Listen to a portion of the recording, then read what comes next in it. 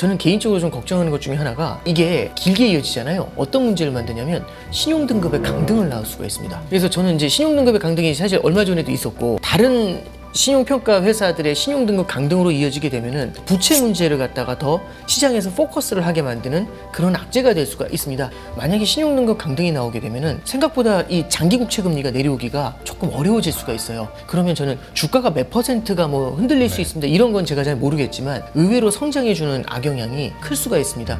지금 프랑스는 2018년도부터 시작해가지고 감세 정책을 쓰면서 경기 부양에 나섰어요. 근데 이게 약간 부자 감세 쪽이었거든요. 통장은 저성장이 귀착이 되면서 오히려 이 재정 적자는 크게 늘어난 거예요. 프랑스의 서민들이 난리가 난 거죠. 사회 불안하고도 또 연결이 돼 있어요. 지금 프랑스의 성장률이 굉장히 낮습니다. 근데 부채가 많잖아요. 근데 성장이 약한 상태에서 부채가 많으면은 이 약한 성장으로는 이 부채 감당이 안 돼요. 그럼 밖에서 바라봤을 때 이게 불안하잖아요. 부채 문제가. 그럼 프랑스에 돈을 빌려줄 때 당연히 높은 금리를 부르겠죠. 그래서 요즘 보면은 프랑스의 10년 국채 금리가 그리스 10년 국채 금리보다 높아요. 이탈리아 국채 금리하고 거의 비슷해요. 그럼 그리스, 이탈리아 하면 사람들이 딱 그 이름 듣는 순간 이 느낌이 있잖아요. 재정 위기, 재정 취약국이라는 이미지가 있는데 프랑스가 그 정도 되니까 와 이거 프랑스 정말 위험하네 이런 생각을 하는 거고 유로존의 이제 두 번째 경제 강국인데 이 프랑스가 이 정도면 그때 그리스발로 해가지고 시작했었던 유럽 재정 위기 시즌 2 나오는 거 아니냐 이런 생각을 하실 수도 있죠.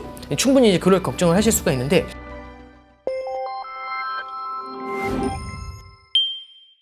미국 정부가 7년 만에 또다시 셧다운에 들어갔는데요. 네, 끝내 들어갔네요. 이거 트럼프도 이거 뭐 답 없다 하더니 결국엔 들어갔는데. 어렵네요. 네.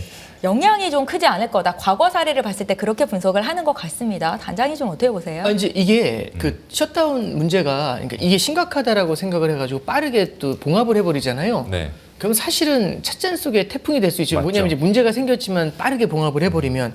근데 이제 첫 번째 하나 말씀드리면 이건 있는 것 같아요. 그러니까 셧다운이라는 이벤트에 대해서 저도 과거에 이제 분석을 해보면 이게 한번 제가 이벤트가 시장에 어떻게 영향을 주는지를 한번 여러 개 이벤트들을 갖다가 분석을 해본 적이 있어요. 근데 셧다운도 그렇고 아니면 뭐 신용등급 강등도 그렇고 굉장히 많은데 동일한 이벤트지만 시장의 반응이 다 다를 때가 있거든요. 왜냐하면 그게 어떤 상황에서 그 이벤트가 터졌느냐가 더 중요하더라고요. 그러니까 어떤 상황이냐가 중요한 게, 그러니까 예를 들어서 복싱을 해도 1라운드에서 딱 시작하자마자 잽을 한 대 맞으면 한 대 얼얼한 다음에 다시 뛰잖아요. 그렇죠. 근데 13라운드입니다. 서 있기도 힘든데 거기다 잽을 맞으면 앞으로 누워요.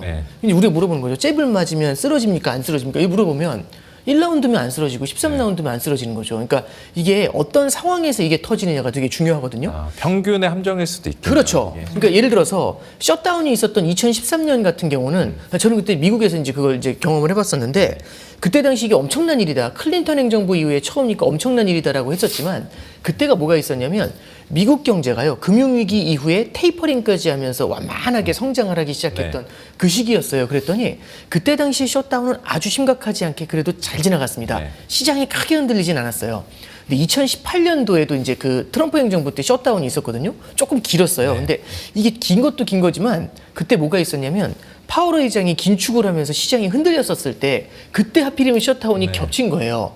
그러니까 이제 사실은 셧다운 때문에 떨어졌습니다. 뭐 이렇게 분석해내기는 발라내기는 어렵겠지만 그 영향이 그때는 생각보다 좀 강하게 작용. 그러니까 뭐냐면 설상가상이라는 거죠. 그렇죠. 그런 데서 딱 따기까지 맞으니까 시장이 휘청했었던 그런 기억이 있는데 지금 같은 경우는 참고로 이제 보험적 금리 인하에 대한 기대도 있고 그 다음에 두 번째는 AI가 성장을 만들어내는 그런 부분들도 있지 않습니까? 그래서 말씀해 주셨던 것처럼 이런 배경 하에서는 그래도 크게 무리는 안 되겠어. 이제 이렇게 분석하시는 분들이 많은 것 같아요. 근데 이제 한 가지 말씀드리고 싶은 거는 조금 이게 셧다운이 길게 가잖아요. 그러면은 이 부작용이 좀 생각보다 크게 나타날 수가 있어요. 첫 번째는 지금 트럼프 행정부에서 그 얘기하는 거죠. 트럼프가 공무원들 해고하겠다는 얘기를 하고 있죠. 지금 미국에서 제일 걱정하는 게 뭐냐면 고용시장이 둔화되는 것에 대한 걱정은 굉장히 큰 것 같아요. 근데 만약에 꽤 많은 공무원들이 복귀를 못하고 그대로 실직을 당하잖아요. 그러면 이거는 미국의 고용시장에는 꽤 큰 타격을 줄 수가 있습니다. 실업률이 단기에 탁 튀어오를 수가 있죠. 두 번째는 사실 저는 단기로는 크진 않을 것 같아요. 뭐냐면 데이터가 발표되지 않는다, 고용지표 데이터가 나오지 않는다 이런 얘기들이 있더라고요. 그건 맞는데 이게 오늘 그 부랴부랴 그거 수습하려고 시카고 연은에 이제 구스비 총재가 나와가지고 대체 데이터 있다. 그래서 좀 불편하지만 그 대체 데이터로 갈 수 있다 이렇게 얘기하는데 그것도 단기로는 몇 개 정도는 그걸로 커버를 하는데 굉장히 지금 민감한 순간이잖아요. 네. 성장하고 물가의 균형을 잡아주는데 지금 시장이랑 연준도 지금 금리나 그렇죠. 전망에 대해서 완전 이렇게 예. 알력다툼하고 있고. 안개 속에서 비행하는 느낌이 길어지게 되면은 연준이 통화 정책을 쓸 때에도 결정할 때 굉장히 어려워지는 문제가 생기죠. 이런 것들은 또 하나의 불확실성이 될 수 있고 이런 것들보다도 저는 개인적으로 좀 걱정하는 것 중에 하나가 이게 지금 민주당하고 공화당하고 사실 지금 굉장히 대립이 커요. 그러니까 협상 자체가 안 되는 네. 건데 공화당도 이렇게 포용보다는 일단 서로 강대강으로 네. 맞붙고 있거든요. 그러니까 예를 들어서 오바마 케어 같은 경우는 우리는 그거 줄 돈 없다 이제 이렇게 얘기하는데 이거는 사실상 정부의 부채가 크다라는 게 하나의 이슈가 되는 거고요. 두 번째는 정치적인 교착 상태가 풀리기가 쉽지 않다라는 얘기가 됩니다. 근데 이게 길게 이어지잖아요. 어떤 문제를 만드냐면 신용등급의 강등을 낳을 수가 있습니다.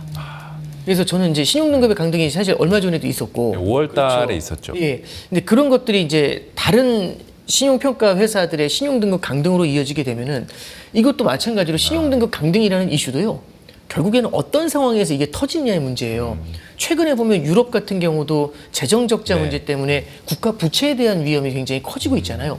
프랑스 신용등급 강등도 나왔고 이런 시기에 신용등급 강등 나오잖아요. 생각보다도 이게 이제 부채 문제를 갖다가 더 시장에서 포커스를 하게 만드는 그런 악재가 될 수가 있습니다. 그래서 이게 장기화되지 않는 게 되게 중요하다는 말씀을 꼭 드리고요. 단기로 잘 끝났었을 때에는 아주 큰 영향이 없을 것 같다. 그런 시장의 분석에 저도 어느 정도는 좀 공감을 하고 있습니다. 그럼 저희가 5월 달에도 미국이 신용등급 강등 당했을 때 네. 주식시장이 하루 이틀 정도 흔들렸는데 네네. 이번에 만약에 그 셧다운이 장기화되는 상태에서 신용등급 강등까지 맞아버리면은 그 파장은 5월보다 더 클 거다라고 보시는 거죠. 그러니까 뭐 5월하고 딱 정확하게 비교해서 얼마가 더 떨어진다 이렇게까지는 네. 비교를 못하겠지만은 지금 결국에는 국채 시장이 갖고 있는 불안감이 있잖아요. 네. 최근에 보면 유로존도 그렇고 영국도 그렇고 일본도 그렇고 미국 같은 경우도 국채 금리가 올라오고 있죠. 네. 이렇게 생각하시면 될 것 같아요. 시장에서는요 보험적인 금리 인하와 함께 국채 금리가 내려가는 게 미국의 모기지 시장도 활성화시키고 네. 미국의 성장도 재개를 시키게 되니까 이게 경기 부양으로 이어진다라는 생각을 하고 있는데 만약에 신용등급 강등이 나오게 되면은 생각보다 이 장기 국채 금리가 내려오기가 조금 어려워질 수가 있어요. 그러면 저는 주가가 몇 퍼센트가 뭐 흔들릴 수 있습니다. 이런 건 제가 잘 모르겠지만 의외로 성장해주는 악영향이 클 수가 있습니다.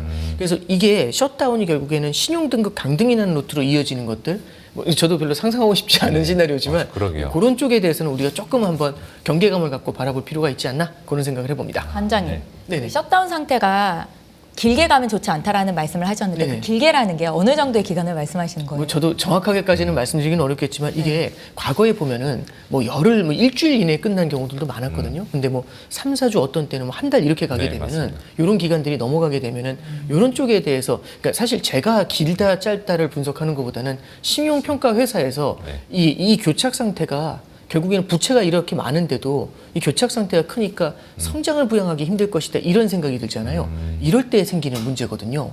예, 그래서 뭐 정확하게 며칠입니다 이렇게 설명드리는 것보다는 이게 신용등급 강등에 대해 강등을 자극할 수 있을 정도로 이어지는 것들 여기에 대해서는 좀 우리가 고민해볼 필요가 있지 않나 그렇게 전해드렸습니다. 네. 네, 알겠습니다. 앞서서 정부 부채 얘기를 해주셨는데 네. 유럽 이슈를 좀 보겠습니다. 아, 예. 프랑스도 신용등급이 강등이 된 상태에서 지금 뭐 제2의 유럽 재정 위기가 오는 거 아니냐라는 얘기도 있더라고요. 단장님은 좀 어떻게 보고 계십니까?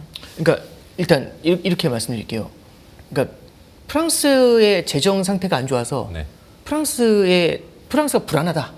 이거는 맞죠. 이거는 뭐 팩트죠. 왜냐하면 지금 프랑스는 2018년도부터 시작해가지고 뭘 시작했냐면은 감세 정책을 쓰면서 경기 부양에 나섰어요. 근데 이게 약간 부자 감세 쪽이었거든요. 근데 부자 감세를 해줬는데 이게 성장을 부양하는 게 아니라 오히려 성장은 저성장이 귀착이 되면서 오히려 이 재정 적자는 크게 늘어난 거예요. 그 프랑스 내부의 여론이 뭐냐면 이 프랑스 사람들이 그래서 이제 우리 재정 적자가 늘어났으니까 우리 이제 복지도 좀 줄이고 그렇게 하자 했더니 프랑스의 서민들이 난리가 난 거죠. 그쵸. 아니 부자들 감세해줘가지고 재정 적자 커졌는데 우리가 그걸 부담을 해야 되느냐 이제 이렇게 얘기하거든요. 그래서 이제 프랑스의 청년층에서도 이게 난리가 났었어요. 그럼 이제 이게 사회적으로도 굉장히 좀 교감이 안 생기고 있는 거잖아요. 그래서 맞습니다. 사회 불안하고도 또 연결이 돼 있어요. 잠깐 보시면 지금 프랑스의 성장률이 굉장히 낮습니다. 올해 0.6, 0.7 성장 보고 있어요. 근데 그런 상태에서 부채가 많죠. 근데 부채가 많잖아요. 근데 성장이 약한 상태에서 부채가 많으면은 이게 이 약한 성장으로는 이 부채 감당이 안 돼요. 그럼 밖에서 바라봤을 때 이게 불안하잖아요. 부채 문제가. 그럼 프랑스에 돈을 빌려줄 때 당연히 높은 금리를 부르겠죠. 네. 그럼 금리가 올라가요. 그래서 요즘 보면은 프랑스의 10년 국채 금리가 그리스 10년 국채 금리보다 높아요. 세상 그리고, 많이 네, 바뀌었네요. 이탈리아 국채 금리하고 거의 비슷해요. 그럼 그리스, 이탈리아 하면 사람들이 딱 그 이름 듣는 순간 이 느낌이 있잖아요. 재정 위기, 재정 취약국이라는 이미지가 있는데 프랑스가 그 정도 되니까 와 이거 프랑스 정말 위험하네 이런 생각을 하는 거고 프랑스가 이 프랑스처럼 이제 유로존의 이제 두 번째 경제 강국인데 네. 이 프랑스가 이 정도면 결국에는 그때 그리스발로 해가지고 시작했었던 유럽 재정위기 시즌 2 나오는 거 아니냐 이런 생각을 하실 수도 있죠.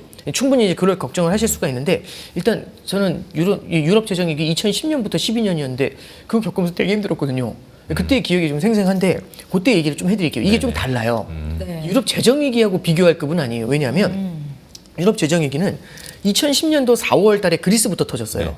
그래서 그때는 처음에는 유럽 재정이라는 말을 안 썼고 그리스 사태라고 했어요. 아, 근데 그리스 사태가 봉합했다가 다시 빵 터지면서 2011년에는 피그스 국가들이 흔들린다는 말을 했어요. 그게 아일랜드부터 시작해서 포르투갈하고 스페인하고 이탈리아를 뒤흔들어 버린 거죠. 그리고 그게 급기야 어디까지 가냐면 벨기에를 흔들면서 프랑스하고 독일까지 휘청휘청하게 만들어서 그때 나왔던 얘기는 유로존이 해체가 된다고 했습니다. 맞죠. 이야기 많이 나왔습니다. 네, 이 얘기를 갖다 제가 해드린 이유가 뭐냐면 그리스부터 시작을 해가지고 이게 전이가 되어가고 있죠. 제일 중요한 거는 그리스가 중요한 게 아니라 이게 전이가 돼가지고 유로존 전체를 무너뜨려서 유로화가 무너진다라는 게 그때 당시에 컨센서스였고 이걸 유럽 재정위기라고 불렀어요. 근데 지금 보시면 되게 재밌는 얘기가 뭐가 있냐면 지금 프랑스는 신용등급이 강등이 됐는데 이탈리아는 신용등급이 올라갔어요. 그거 보면서 봐라 프랑스가 불안하다 이렇게 할 수 있지만 이탈리아가 좋아지고 있잖아요. 그럼 이건 전이가 되느냐라는 질문을 해보면 전이하고는 관련이 없죠. 프랑스 고유의 문제로 봐도 되겠네요. 현재로서는 그런 거죠. 그리고 그리스가 제일 불안하다고 했는데 그리스 국채 금리가 안정이 돼 있잖아요. 네. 그럼 전이가 되느냐? 그거하고는 관련이 없죠. 그럼 또 하나 말씀드리면 그때는 유로화가 무너진다고 했거든요. 그럼 그때 당시 2010년도, 11년도에 유로화가 붕괴가 됐어요. 유로 가치가 엄청 떨어졌거든요.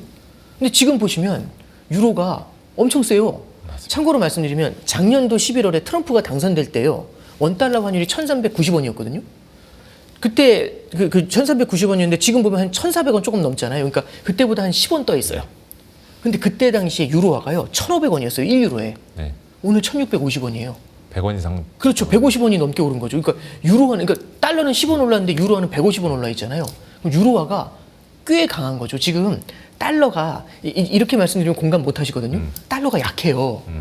그럼 이제 다 들으시는 분들이 무슨 소리냐고 지금 원달러가 1,400원 넘었는데 맞죠. 참고로 말씀드리면 달러 인덱스는 고점 110에서 지금 97이거든요. 고점 대비 10% 넘게 빠졌어요. 스위스 프랑 같은 경우는 고점 달러 대비해서 15% 절상됐거든요. 유로도 꽤 많이 절상이 됐고 근데 이제 우리나라 원화가 좀 부진한 거죠. 근데 이제 우리가 달러 약세다 강세다라는 걸 얘기를 할 때 글로벌 달러를 보는 게 아니라 원화 대비로 보다 보니까 이제 이게 소통이 안 되는 문제는 분명히 있는 것 같아요. 근데 이제 제가 좀 잠깐 옆으로 샜는데 유로화가 지금 나름 탄탄한 편이에요. 그럼 이게 유럽 전체의 위기를 지금 바라보고 있느냐? 그거하고는 관련이 없다는 얘기죠. 그리고 이제 하나 더 말씀드리면 프랑스의 국채 금리가 그리스나 이탈리아하고 비슷하다고 해서 너무 불안하다고 했잖아요. 이렇게 보시면 될 것 같아요. 프랑스가 못하는 것도 있겠지만 이탈리아하고 그리스가 잘하는 것도 있어요. 그럼 걔들의 금리가 내려오겠죠. 그러니까 점수가 원래 100점 나오던 애가 있고 50점 나오던 애가 있어요. 근데 50점 나오던 애하고 100점 나오던 애하고 점수가 붙은 거예요. 네. 그럼 이제 얘기하는 거죠. 이 100점 나오던 애가 이 50점 나오던 애하고 수준이 비슷해졌다 이렇게 얘기하는 건데 100점 나오던 애가 90점으로 빠졌는데 50점 나오던 애가 90점이 될 수 있죠. 그래서 붙었을 수 있잖아요. 그러면 이쪽이 무너진다라는 얘기보다도 그리스하고 이탈리아가 잘했다는 얘기가 될 수 잘했다. 있거든요. 하나 말씀을 드리면 이렇게 설명 좀 드릴게요. 이게 우리가 절대적인 지표를 보실 때 조심하셔야 되는 게 2011년도에 제일 많이 유행했던 게 7% 룰이었어요. 7% 국채 금리가 7%를 넘는 순간 얘는 답이 없다라고 했었거든요. 그때 그리스 국채 금리는요 20% 30%까지 올라갔어요. 하늘로 솟았거든요. 근데 이제 이 이탈리아 금리가 7%를 때리는 순간 끝났다 이랬었어요. 근데 지금 이탈리아 금리나 그렇고 프랑스 금리도 3.5%입니다. 그래서 그때하고 비교할 레벨은 전혀 아니에요. 네. 그래서 지금 어떤 재정 위기다 이런 걸 얘기할 정도는 아니고 마지막으로 하나만 말씀드리면 위기를 그때 유럽 재정 위기를 겪었잖아요. 제가 이제 오랫동안 보면서 느끼는 게 뭐냐면 한번 그 위기를 겪어봤다라는 그 경험이 굉장히 중요해요. 그걸 겪어봤잖아요. 그러면 이 상태로 내깔려 놔두면 어떻게 되는지를 알고 있는 거거든요. 정책 당국에서도. 그래서 그때 당시에 뭐가 나오냐면 유럽 중앙은행은요. 원래 분데스방크라고 해서 독일의 하이퍼 인플레이션을 겪었던 독일 중앙은행의 전통을 이어받았어요. 그래서 원래 미국이 금융위기 때 양적 완화 했거든요. 그거서 너희는 중앙은행도 아니라고. 우리는 이 긴축 이런 양적 완화 같은 거 안 한다고 했거든요. 근데 이제 유럽 재정위기 겪은 다음에 이게 아니다 해가지고 돈을 엄청 뿌리기 시작해요. 그래서 오히려 미국을 넘어설 정도로 돈을 뿌렸거든요. 그러니까 말씀드리고 싶은 거는 지금 유럽 중앙은행은요. 그때하고 달리 적극적으로 돈을 풀어줘요.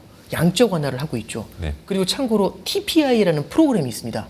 22년도에 유럽 중앙은행이 막 인플레이션 때문에 금리 올릴 때요. 네. 그때 당시에 이제 유럽 국가들 막 흔들렸거든요. 그런데 이제 그때 유럽 중앙은행에서 라가르드가 뭘 만들었냐면 TPI라고 해가지고 이게 트랜스미션 전이에요. 트랜스미션 프로텍션이라는 게 있어요. 그러니까 전이를 막아주는 인스트루먼트, 도구 툴을 만들어줘요. 다른 게 아니고요. 갑자기 전이가 돼서 다른 국가 힘들어지면 그때는 돈 풀겠다는 거예요. 그래서 요번에 이제 많은 분들이 요즘 유럽 중앙은행 이 통화정책회의는 별로 관심들이 없으셔가지고 네. 저도 잘 말은 안 하지만 이번에 라가르드한테 그 통화정책회의에서 질문이 들어와요. 뭐라고 했냐면 기준금리 동결했거든요. 근데 이제 질문을 뭐라고 하냐면 기자가 저기 프랑스도 그렇고 좀 불안하지 않냐. 네. 그래서 혹시 TPI를 쓸 그 계획이 있냐 했더니 지금 TPI를 고민할 단계가 전혀 아니다라고 얘기를 하거든요. 그러니까 유럽 중앙은행에서도 그거 보고 있겠죠. 되게 민감하게. 근데 물론 저보다 훨씬 많이 보고 있겠죠. 근데 이제 아직까지는 우리가 뭐 재정 위기를 단계에는 그렇죠. 아니다. TPI가 들어가가지고 프랑스를 구제할 단계하고는 전혀 다르다라는 얘기를 지금은 좀 하고 있는 것 같습니다. 그래서 이제 정리를 하면 네. 재정 위기급으로 고민하실 건 아닌 것 같아요. 그거는 정말 셌어요. 근데 다만 그럼 아무 문제 없는 거냐? 그게 아니라 조금 다른 관점에서 보실 필요가 있는데 지금 미국도 부채에 대한 얘기가 나오고 있죠. 네. 일본도 이번에 이제 소비세 인하에 대한 얘기도 또 나오고 있고 요번에 이제 주말을 거치면서 그게 나올 거예요. 일본 총리 선거가 있어요. 그 어떤 사람이 되느냐에 따라서 또 정부 부채에 대한 얘기가 나올 수 있거든요. 그래서 일본 국채 금리도 꽤 많이 올랐어요. 그리고 이제 세 번째 보면은 영국도 또 부채 문제에서 신음하고 있거든요. 마지막으로 또 프랑스 같은 경우도 이러잖아요. 영국, 프랑스, 미국, 일본 느낌이 어떠세요? 다 선진국이죠. 네. 선진국들의 부채 위기. 그렇죠. 약간. 그리고 물론 아직은 수면 아래 있지만 독일도 물론 다른 국가에 비해서는 안정적이지만 불안해요. 그럼 아니 뭐 무너진다 이런 게 아니고 네. 어쨌든 과거보다는 안 좋아졌거든요. 그럼 선진국들의 부채에 대한 리스크들 이런 것들은 우리가 조금 더 모니터링 해봐야 되는 겁니다. 네. 그래서 뭐 좋다 이 말씀은 아니고요. 최악하고는 조금 그때하고는 다르다. 이렇게 일단 설명해드리겠습니다. 그러니까 프랑스 금리 올라갈 때마다 그 뉴스 헤드라인에서는 항상 이제 유럽 재정 위기 뭐 전이 막 이런 이야기가 나오는데 저희는 거기에 대해서 아직 그렇죠. 우려할 필요는 없다. 예, 그때에 비해서 결국에는 여러 가지 방어망들도 많이 만들어놨다라는 것도 우리가 기억을 해두실 필요가 있을 것 같습니다. 알겠습니다.